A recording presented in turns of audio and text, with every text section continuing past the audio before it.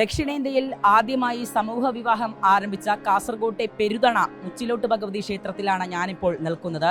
വർഷത്തിൽ 2 തവണയാണ് ഇവിടെ സമൂഹ വിവാഹം നടത്താറുള്ളത്. ഇതിൻ്റെ ഏറ്റവും വലിയ പ്രത്യേകത എന്ന് പറയുന്നത് ധൂർത്തോ ആഡംബരമോ ഒന്നും ഇല്ലാതെയാണ് ഇവിടെ സമൂഹ വിവാഹം നടത്താറുള്ളത്.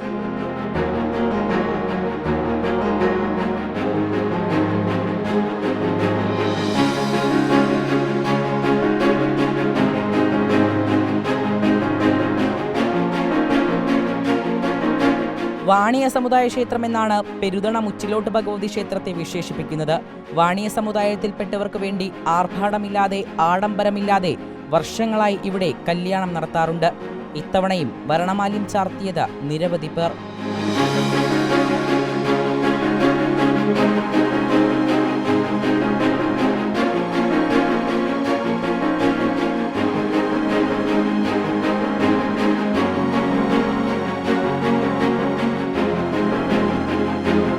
കൊട്ടും കുരവയുമുണ്ട്. പക്ഷേ സ്വർണമില്ല, സ്ത്രീധനമില്ല, വിവാഹവേഷത്തിലും വിവാഹ സദ്യയിലും ആഡംബരമില്ല. കാര്യങ്ങളിവിടെ സിമ്പിളാണ്, സ്ത്രീ ധനമാണ്.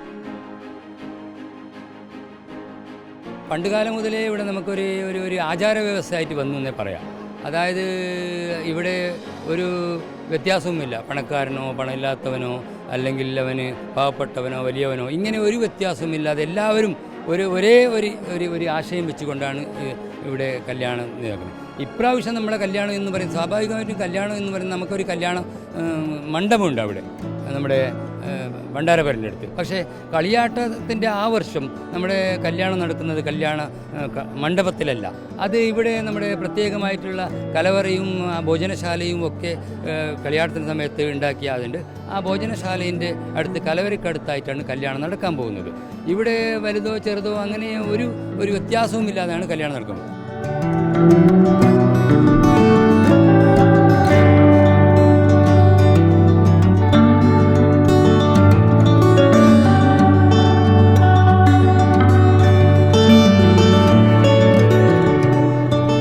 ചന്ദ്രഗിരിക്ക് വടക്കുള്ള വാണിയ സമുദായ അംഗങ്ങൾ ഈ ക്ഷേത്രത്തിൽ വെച്ച് മാത്രമേ വിവാഹിതരാകാവൂ എന്നാണ് ആചാരം. വിവാഹത്തിന് പ്രത്യേക മുഹൂർത്തമില്ല. പങ്കെടുക്കാനെത്തുന്ന എല്ലാ പേർക്കും ചോറും കറിയും പായസവും നൽകും. വിവാഹച്ചടങ്ങിന്റെ ഭാഗമായി കുട്ടികളുടെ പന്തൽ കല്യാണവും നടക്കാറുണ്ട്.